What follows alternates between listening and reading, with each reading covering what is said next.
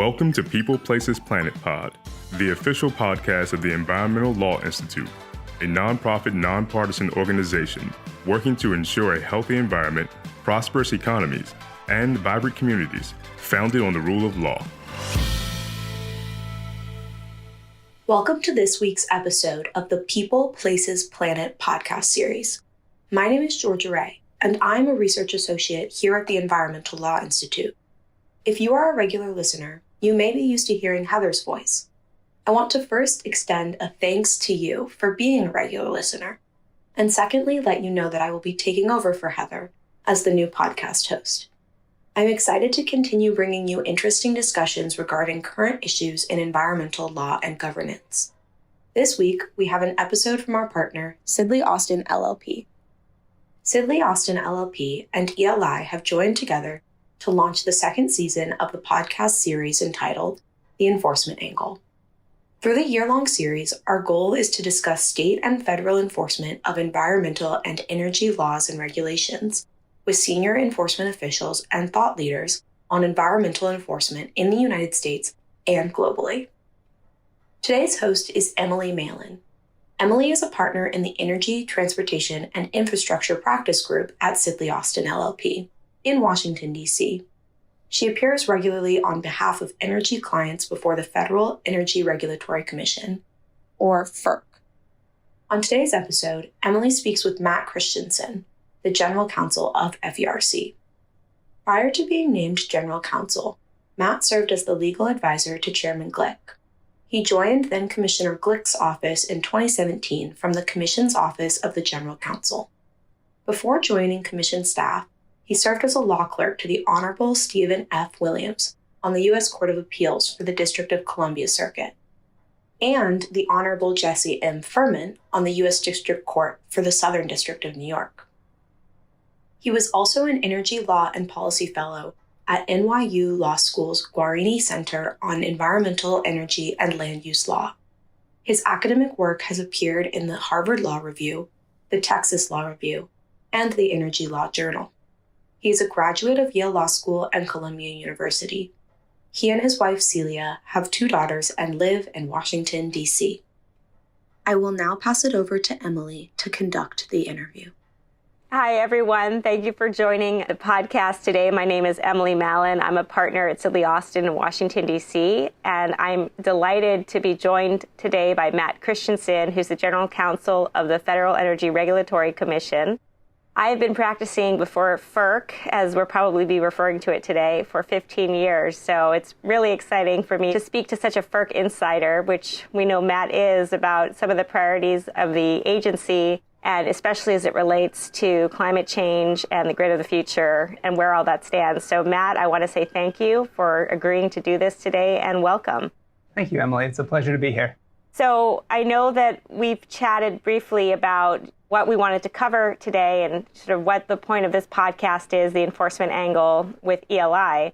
And at Sidley, our environmental team has been interviewing a lot of folks from the Environmental Protection Agency, and we thought, wouldn't it be great to also talk to folks from FERC and get a sense about how FERC is meeting the moment with respect to climate change, but also grid reliability and energy prices, and all of the places where FERC has its statutory authority under the Federal Power Act, Natural Gas Act, Interstate Commerce Act.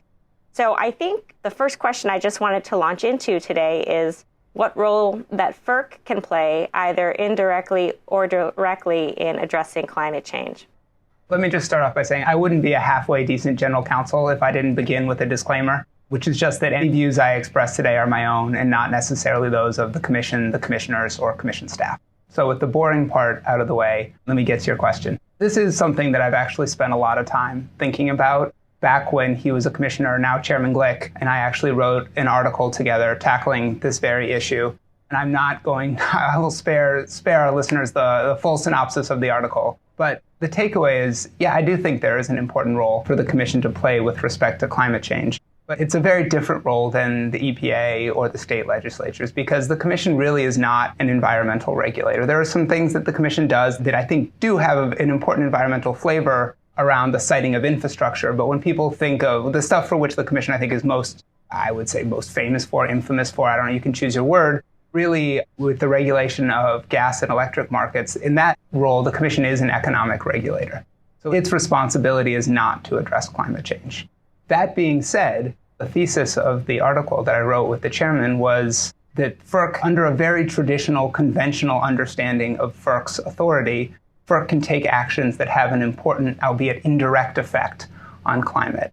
There are, as you would expect, a lot of examples in the article, but a couple suffice to make the point. And maybe the best example is the series of rulemakings that FERC has issued over the last decade and a half, breaking down barriers to new technologies, whether it's demand response, whether it's energy storage, or most recently aggregated distributed energy resources.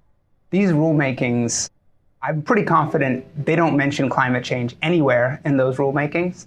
They are justified on a purely economic basis. The crux of the theory is breaking down barriers to entry to facilitate competition among new resource types. But those resource classes that I mentioned, demand response, energy storage, and distributed energy resources, are all resources that are either relatively clean in and of themselves or have an important role to play with respect to the grid of the future and a decarbonized grid. So I think that, again, the Commission did not take any of those actions for the purpose of addressing climate change, but by breaking down barriers and integrating new technologies into wholesale markets, that's an important step that the Commission can take that has an indirect effect of helping to address concerns about climate. I know there's going to be an open meeting tomorrow, I believe, and maybe there's a few more rulemakings on the horizon that go towards breaking down those barriers and getting more different types of generation integrated into the grid. We're certainly not lacking for rulemakings at the moment. I suspect most people will listen to this after the meeting, so they'll have a better sense of what those rulemakings do. But based on the title alone, which is on the Sunshine Act, it's clear that the Commission is at least potentially taking some action with respect to generator interconnection, and then also looking at how it addresses concerns about extreme weather, among other things.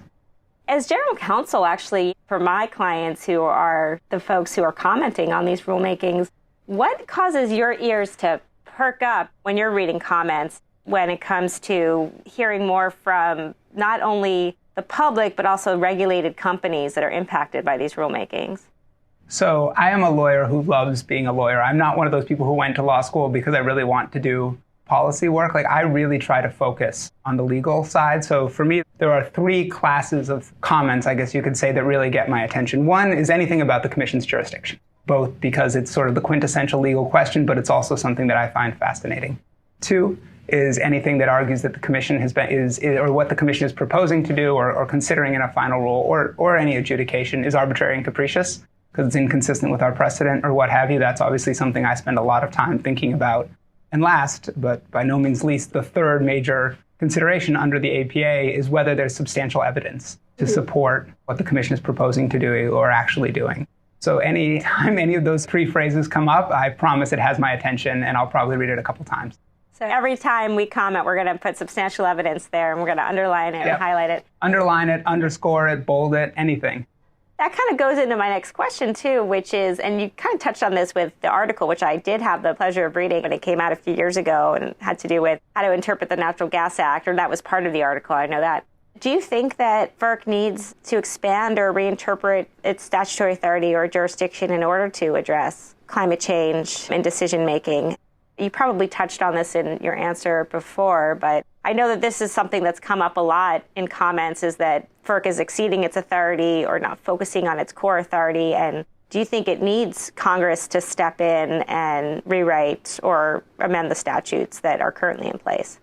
I really don't.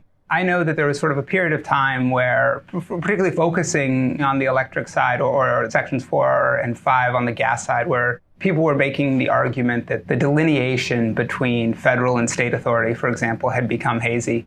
And it was not sort of the bright line that the Supreme Court had characterized it at for 60 or 70 years.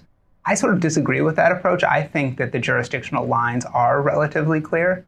And I also think that the right role for the Commission is not to sort of become a quasi-environmental regulator alongside the EPA. I think focusing the Commission's responsibilities and our work on those core economic questions is the right way to go about it. And facilitating competition, breaking down barriers to entry, I really think that that will have a significant effect. Again, an indirect effect, but a significant one on climate in a way that is consistent with the way the Commission has always exercised its authority and sort of the right role for an independent regulatory agency like FERC. Yeah, certainly, given the emphasis that the agency needs to place on reliability, electric reliability, certainly we're experiencing now, we're not even in summer yet officially, it's still late spring, but we've got weather events all over the country that are putting pressure on the grid. As you know, we saw what happened in the winter in Texas, but there's also summer in Texas, which can be just as deadly if you don't have access to proper cooling and other important forms of infrastructure. So what more can FERC be doing to address these burdens on the grid? And is it just, okay, we're going to make it easier to integrate into the grid, we're going to give developers incentives to develop more types of generation? How does FERC play a role in helping resolve some of the problems with bringing us into the electricity grid of the future? It's a great question. So I think, and I believe this is probably a unanimous view within the Commission, that reliability, electric reliability in particular, is the most important thing that the Commission does. And I also think that it is getting much harder. Certainly, I think there are several different reasons that it's getting harder, but to me, the biggest one is the threat of extreme weather, which is driven primarily by climate change. Certainly the increased threat of extreme weather. There's always been extreme weather, but it's becoming more severe and it's becoming more frequent. And I think the science is pretty clear that that's a result of climate. And that puts tremendous stress on the grid, whether it's storms like Uri, whether it's wildfires in the West, whether it's stronger hurricanes, whether it's heat waves. We're currently experiencing very hot weather for June, which it has both economic impacts. There have been really high prices in several RTOs over the last week, but then also that weather at its most severe can have significant reliability impacts too. It can cause load shedding or can lead to load shedding, I should say, during some pretty unsafe conditions. So I think one of the things, and again, there is a NOPR with a title that sort of hints at this on the Commission's Sunshine Notice for tomorrow, is making sure that utilities and all the entities under our jurisdiction plan for the extreme weather and the other consequences of climate. That is inherently tied up in our reliability responsibilities, which I said I think are the most important thing that the Commission does. Beyond that, though, I do think there are a lot of other things that the Commission can do with respect to infrastructure. And on this one, I think electric transmission, is one of the most important things. To go back to Winter Storm Uri, Texas had significant load shed that lasted for days during really unsafe conditions. MISO and SPP, by contrast, had relatively limited load shed, which is still a serious issue, but much more limited. And part of that was because they had transmission interconnections with the neighboring RTOs, PJM in particular, and they were able to import a lot of electricity, which helped them balance the system. Transmission isn't a perfect solution because there obviously has to be generation there as well. And because Texas is not interconnected to the rest of the country, there are some questions too about whether there would have been adequate generation even if those transmission connections had been in place. But I do think that's a very important part of the solution to maintaining reliability generally, but particularly in the face of extreme weather. Yeah, and I know about a number of project developers who are trying to move forward with helping to resolve the issues of transmission. And are there ways to get ERCOT or parts of Texas more interconnected to the grid without jeopardizing ERCOT's jurisdictional freedom, as they might refer to it down in Texas? And we know that there have been some statutes passed recently with the Infrastructure Act that try to make it easier, potentially, to site and to pay for transmission, which is notoriously difficult to cite because there's no eminent domain authority, federal, who's going to pay for it. And I think those are really the two areas where FERC shines, which is helping figure out who's going to pay for transmission infrastructure. And do you think that there are any highlights in the recent infrastructure legislation that FERC can really build off of as it looks at solving these problems?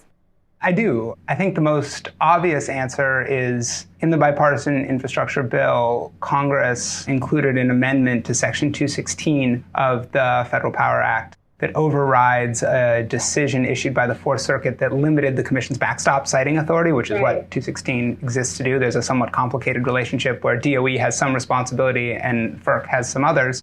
But there had been, and we can go into it if you want, that's the long and short of it is there was a Fourth Circuit decision that severely limited the Commission's authority to do backstop siting. I would not characterize the 216 amendments as a game changer. I don't think that suddenly a majority of projects or project miles are suddenly going to be cited by FERC as opposed to the states. But I do think it could in some instances serve to be an important tool, particularly for larger multi-state projects that may face particular citing hurdles.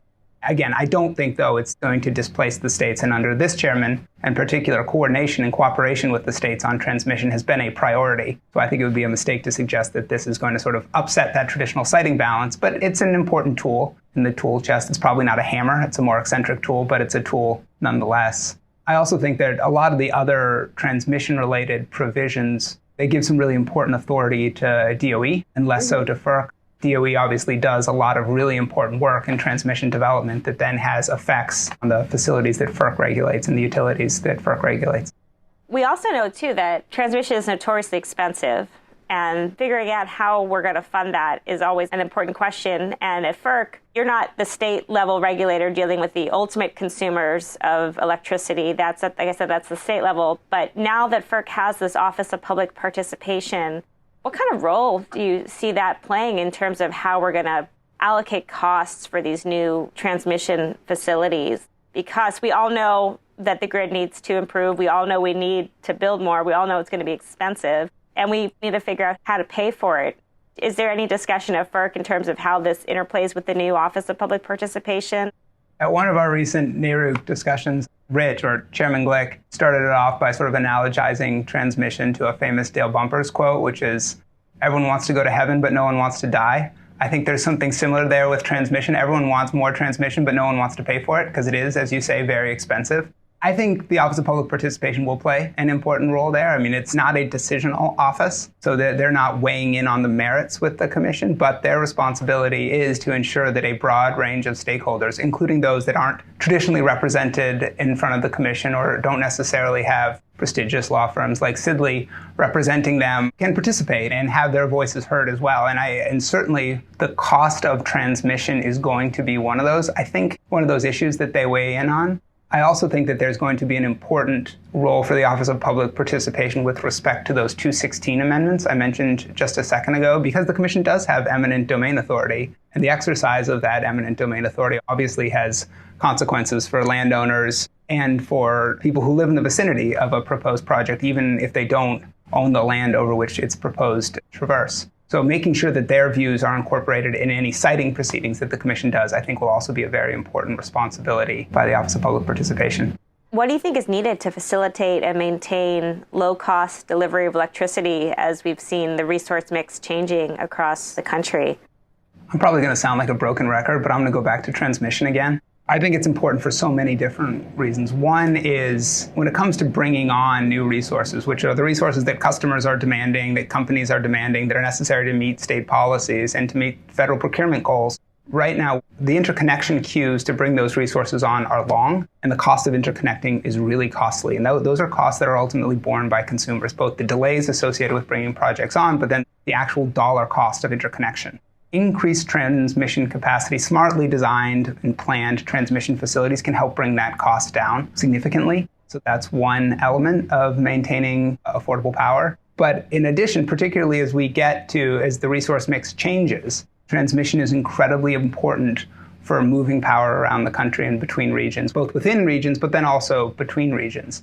And that, again, we've seen just over the last week or two, we've seen huge price spreads within RTOs, and we've seen huge price spreads, like differences of over $1,000, $2,000 in some instances between neighboring RTOs. So building out the transmission infrastructure to arbitrage those price spreads. Obviously, there's a reliability component, as we talked about it a minute ago, but also that you can help keep costs in check by accessing lower cost power, both, as I say, sort of over the long term by bringing those resources on, but even in the short term by ensuring that we're using the most efficient and lowest cost set of resources to meet demand at any particular moment. Transmission is expensive, so it's a big investment, but I also think it has the potential to help reduce costs as well that often gets ignored when we look at the price tag. Yeah, and I primarily am a pipeline lawyer. Most of what I've been doing my career has been representing pipelines at FERC. And do you think there are lessons learned from the way FERC has regulated the pipeline industry, which does have maybe more redundancies sometimes than the transmission grid, that you can apply to building out the grid for electrification?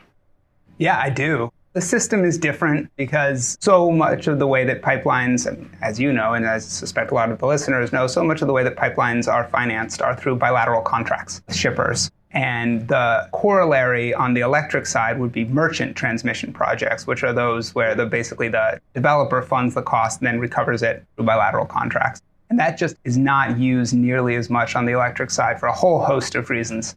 So that isn't a direct parallel, but I do think there are a couple important lessons. One, FERC is amazing at siting linear infrastructure, pipelines, but also transmission facilities to the extent they use that backstop authority that I mentioned. We just have the Office of Energy Projects, the component of my office, the General Counsel's office that does that siting. They're really highly skilled people that know how to do this work. So I think importing those lessons can be something that FERC does with respect to the actual siting.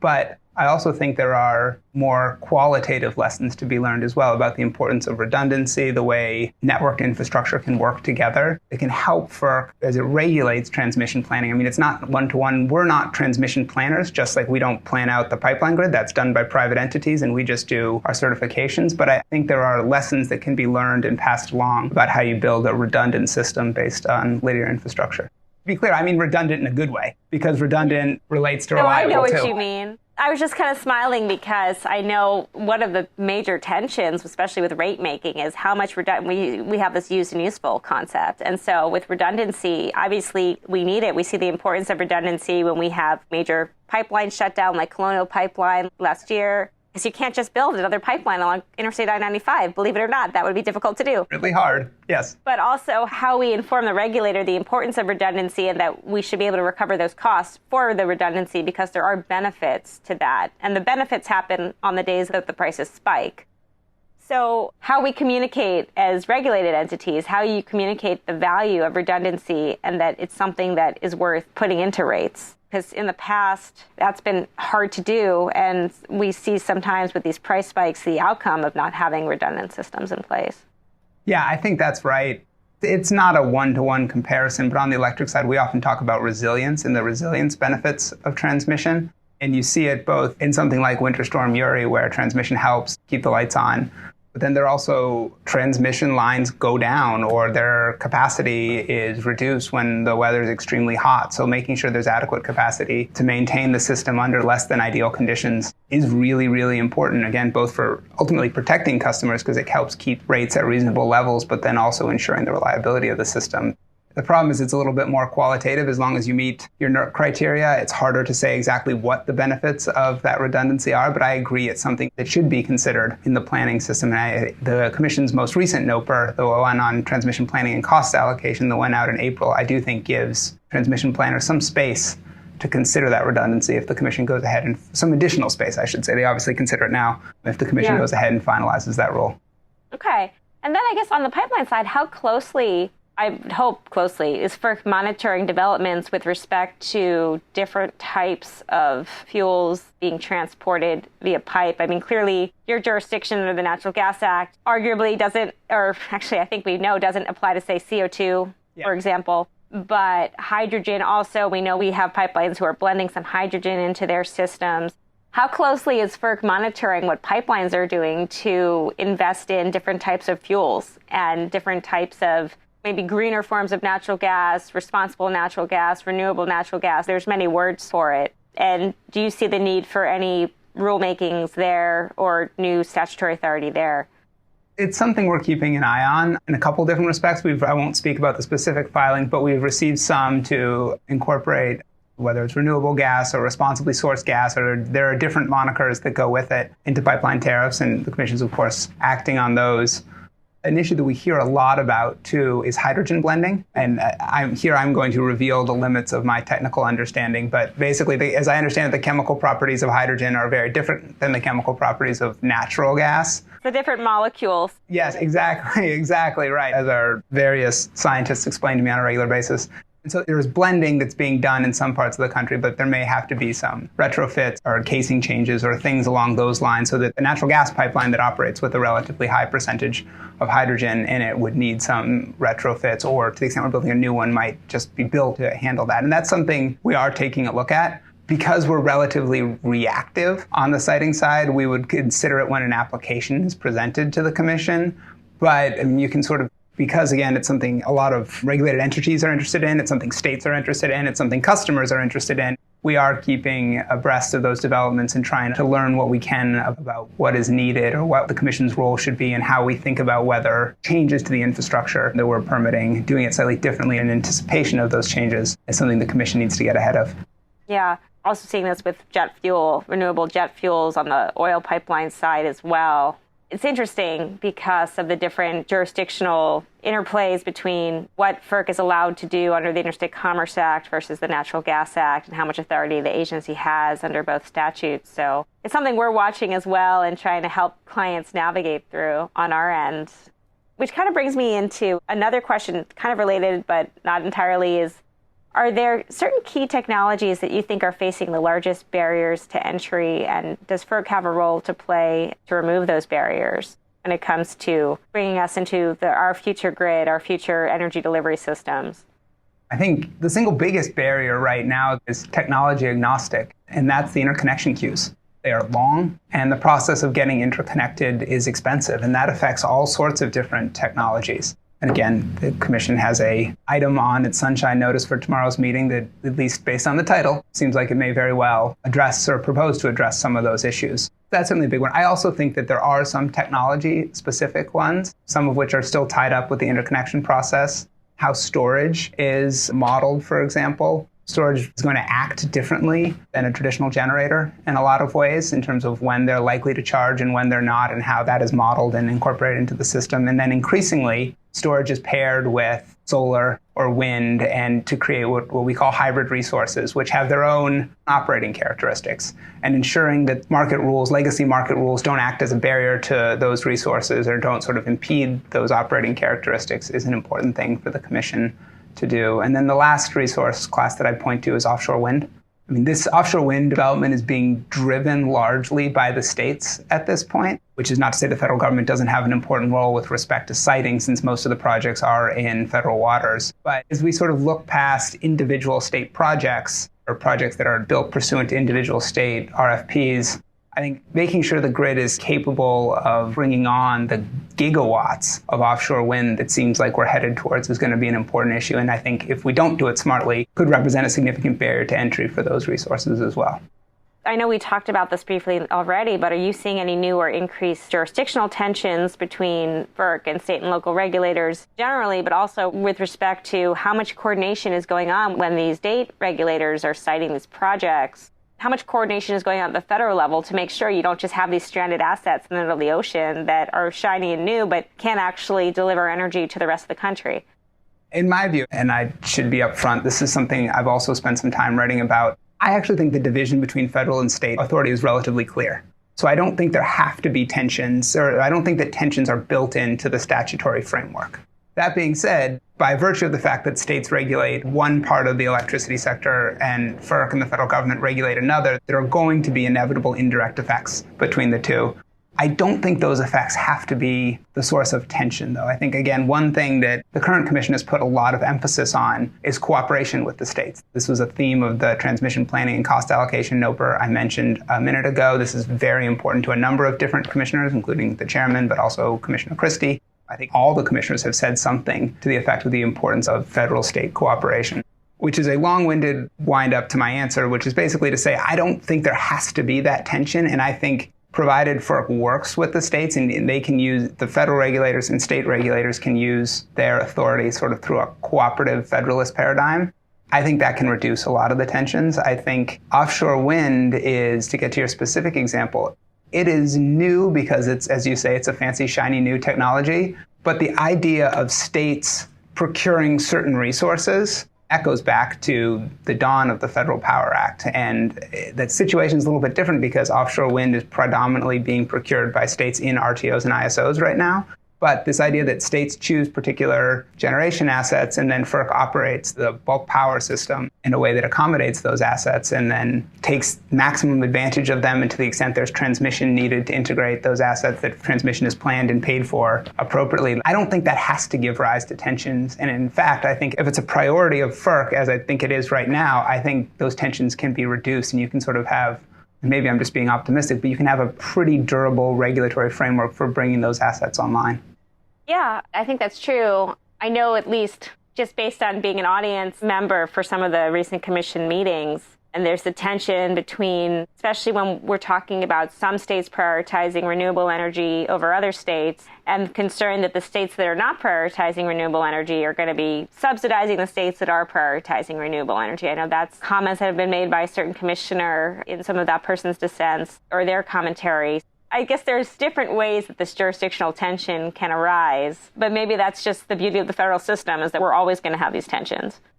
I think that's right. And I think interaction between different state policies is inevitable when you have multi-state markets. And I think there are huge benefits to multi-state markets. Like ERCOT right now gets to operate as an island, and Texas's policy or lack thereof essentially governs that market. There are obviously huge downsides to that approach, as we saw in Winter Storm Uri. And I think we see when there are price spreads between Texas and neighboring regions. For me, the role of FERC on a more general, in a multi-state market, is not to try and this is my personal view, I should stress that again, is not to try and treat each state as an island within this larger market, but rather let each state do its thing. That is what I think Section 201B of the Federal Power Act contemplates, by giving states authority over resource decision-making. But then make sure that that larger market procures the services needed to ensure the reliability of the grid, develops the infrastructure needed, namely transmission.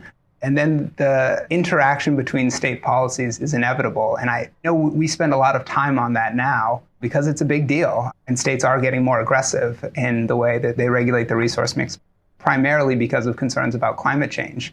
But PJM has been around for almost 20 years now, and most states throughout that time, not most, but a significant number of the states throughout that time have had renewable portfolio standards or have subsidized particular types of resources. And it's not just renewables, whether it's coal, natural gas. These subsidies in one form or another have always been there. And I think when you have states exercising the authority that Congress expressly reserved to them, I think there are going to be those cross-jurisdictional effects. And by cross-jurisdictional, I mean between states, not between federal and state. Those certainly exist as well. Yeah, we were driving home from South Carolina last weekend with my husband from the beach. And I think my husband made a comment like, maybe we should just have one government and not have all these state governments. And my response to him was, maybe, but there are certain things I don't want the federal government handling, which is everything. We need to figure out some division of power there. I think he was just frustrated over a certain issue and how it was being debated. No, I get that. I think when the federal government does exactly what you want it to do, then maybe it seems easier to have a single government. I think on the whole, though, a federalist system like we have is much more resilient and allows for differences across the country to not upset the overall system. I mean, that's a broader political commentary that I can leave there, but it's certainly true when it comes to the power sector as well. Different states have very different approaches, and I think our system allows for that, which I think is a good outcome. Yeah.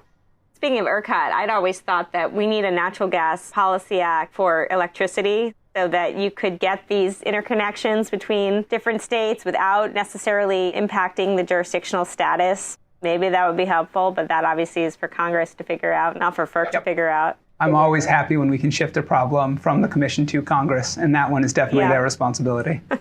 So my final question that I know is near and dear to your heart, which is how do you see FERC specifically incorporating equity and energy justice considerations into its decisions and regulations?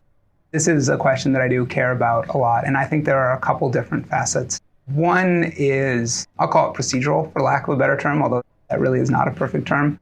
There are environmental justice communities, however defined. I think it is descriptively accurate to say that they typically bear an outsized impact of a lot of infrastructure development and do not have a voice at the table or a seat at the table with the entities that permit that infrastructure. And I think it is incredibly important from a policy perspective and then also a moral one, to be quite honest, that they have that opportunity to express their views and to be heard when it comes to regulatory decisions, whether market-based decisions or infrastructure permitting decisions that are going to affect their livelihood, but also their quality of life, whether it's a health issue or any number of other things. As I said, I think it's critically important that the relevant regulators ensure that those communities have an opportunity to be heard.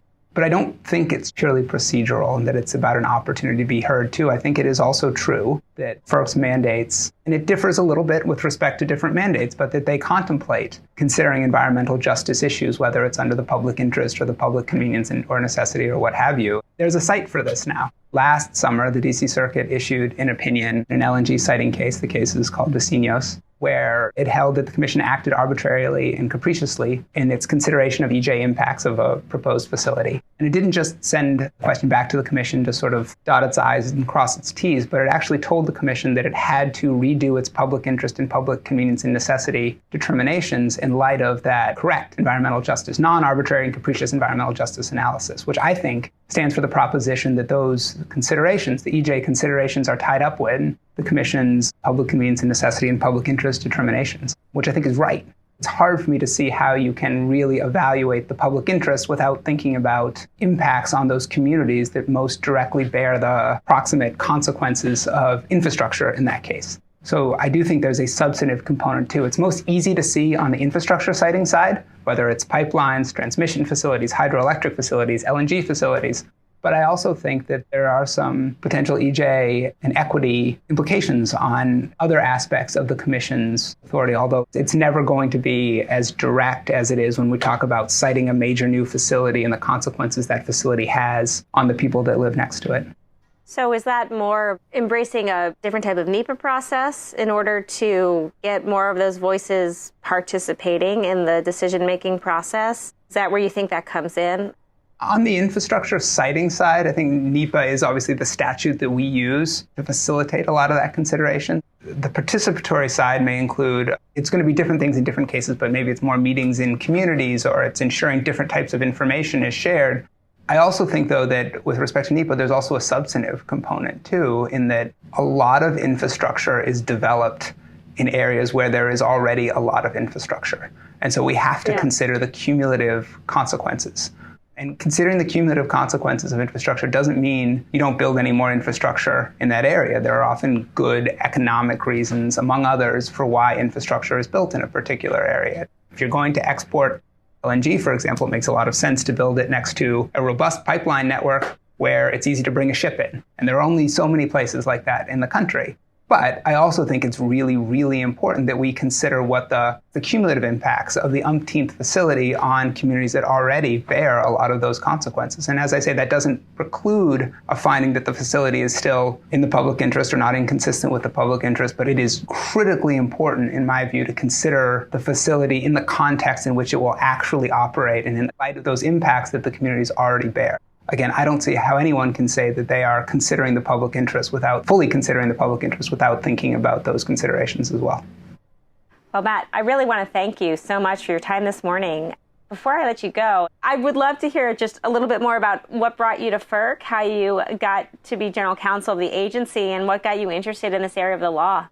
I always knew I was interested in climate. I went to law school because I thought I wanted to be a classic environmental lawyer. I thought I wanted to learn about the Clean Air Act, and I went to school at the time when the Waxman-Markey cap and trade bill had just passed the House. You know how it ended in the Senate. To be quite honest, I found that I hated environmental law.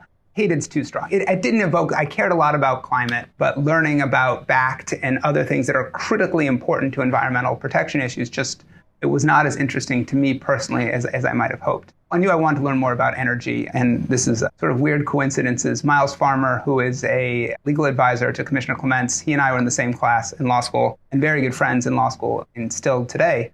We bought an energy textbook and read it together and then would argue about the cases. Having no understanding of the background, we would argue about the cases with each other a couple times a week. And I actually found that was one of the most interesting things I did in law school. Shortly after law school, I was lucky enough to clerk on the DC Circuit for Stephen Williams, who is a brilliant judge in his own right.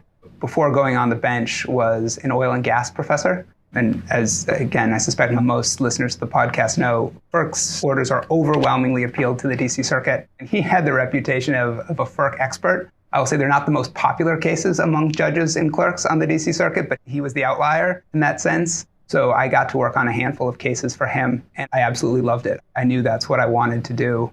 I took a bit of a detour before coming to work at FERC because my then girlfriend, now wife, had a couple clerkships in New York, and I dutifully followed her up there. But when those were done and we decided to move back to DC, I knew FERC was the place I wanted to work. That was the only place I applied, and luckily I got a job there. And I spent about a year and a half in the general counsel's office, which was fantastic.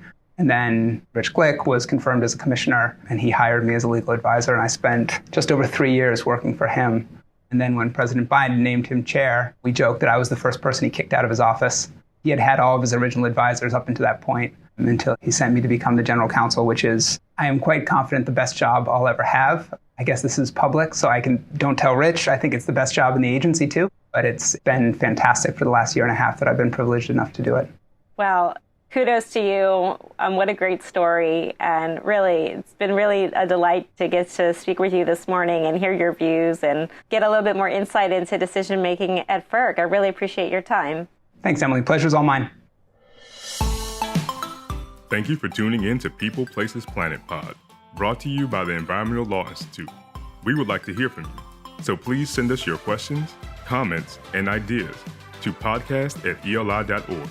And if you're interested in learning more about our work, attending one of our events, reading our publications, or becoming a member, please visit our website at www.eli.org.